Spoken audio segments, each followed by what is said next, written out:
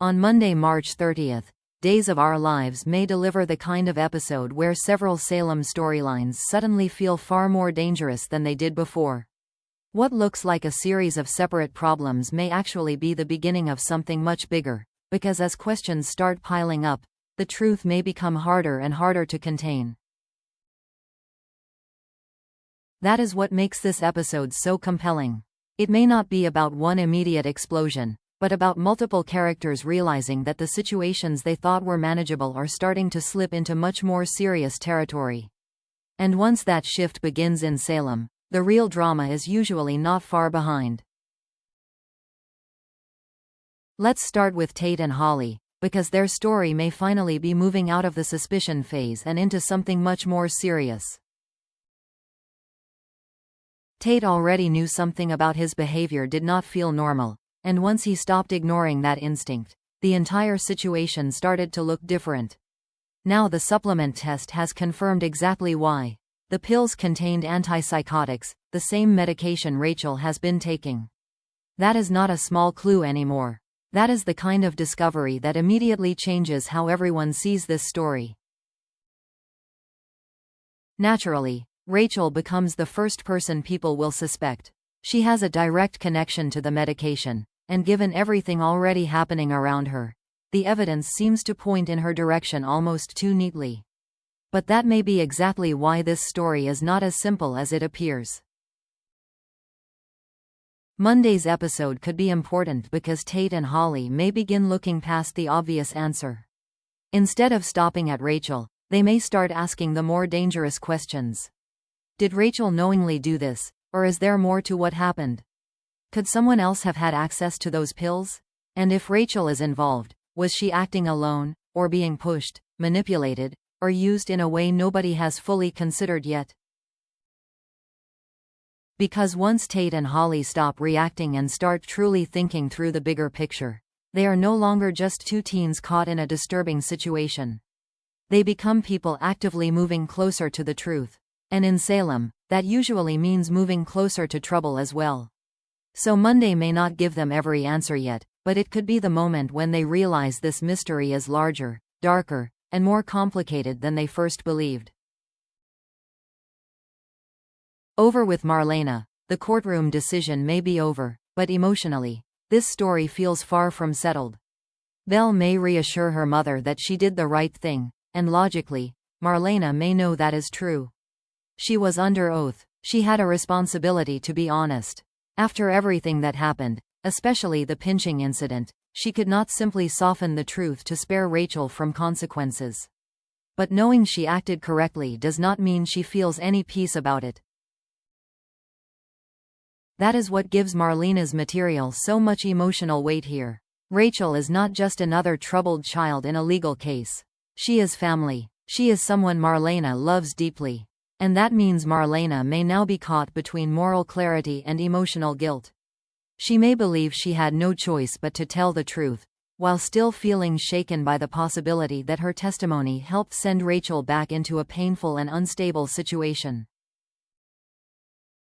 That kind of guilt does not disappear easily, especially for someone like Marlena. And Kristen's fury only adds more pressure. Because now Marlena is not just wrestling with her own conscience. She is also dealing with the anger of a mother who sees the outcome as a betrayal. Belle may frame Marlena's testimony as integrity. Kristen may see it as damage. Marlena herself may see it as painful necessity. And that clash of perspectives could make Monday's episode especially strong. So even with Belle standing by her, Marlena may still look like a woman carrying the emotional cost of doing what was right, even if it hurts more than she expected. Then we have Brady, and this may be where Monday's episode becomes the most emotionally painful. Because Brady is being forced into a position no father ever wants to be in. He has to sit down with his daughter and ask whether she had something to do with drugging someone.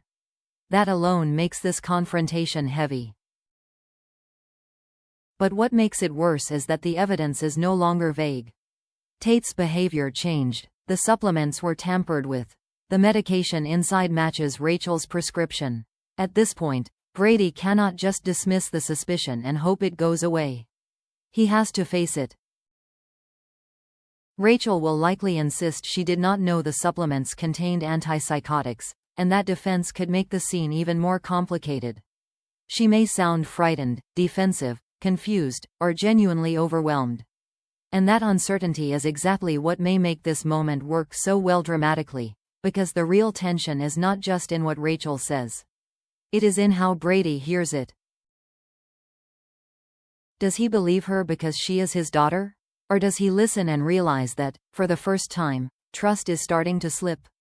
That is the painful shift this episode may explore. Brady may still want to protect Rachel, but wanting to protect someone and being able to fully trust them are not the same thing. And if doubt starts creeping in, even a little, that changes everything between them. It also raises the stakes far beyond one emotional conversation. Because if this accusation continues to grow, Rachel's situation at Bayview could become even worse. Her credibility could take another hit. The court could see this as further proof that she remains unstable or dangerous. So Brady's confrontation with Rachel may not just be about getting answers. It may become the moment when personal heartbreak and legal consequences start colliding. Meanwhile, Johnny and Chanel may finally be giving themselves permission to breathe. The adoption is finalized. The baby is legally theirs. After all the uncertainty, emotional pressure, and fear that this dream could still fall apart, they may now believe they have made it through the worst part of the story. For the first time in a while, home may actually feel calm. Safe, stable. But that sense of relief may be exactly what makes these scenes feel so uneasy. Because on a soap, peace rarely lasts when another character is still emotionally unraveling in the background. Johnny and Chanel relaxing at home may look like a sweet payoff on the surface, but dramatically, it feels more like vulnerable silence before the next shock hits. The legal fight may be over, but the emotional fight clearly is not. Sophia may have lost in court, yet losing legally does not mean she has accepted the outcome psychologically.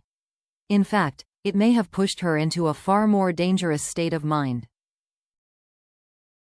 If Sophia starts seeing the adoption not as a final decision, but as something stolen from her, then her thinking could become much more extreme very quickly. She may stop respecting limits.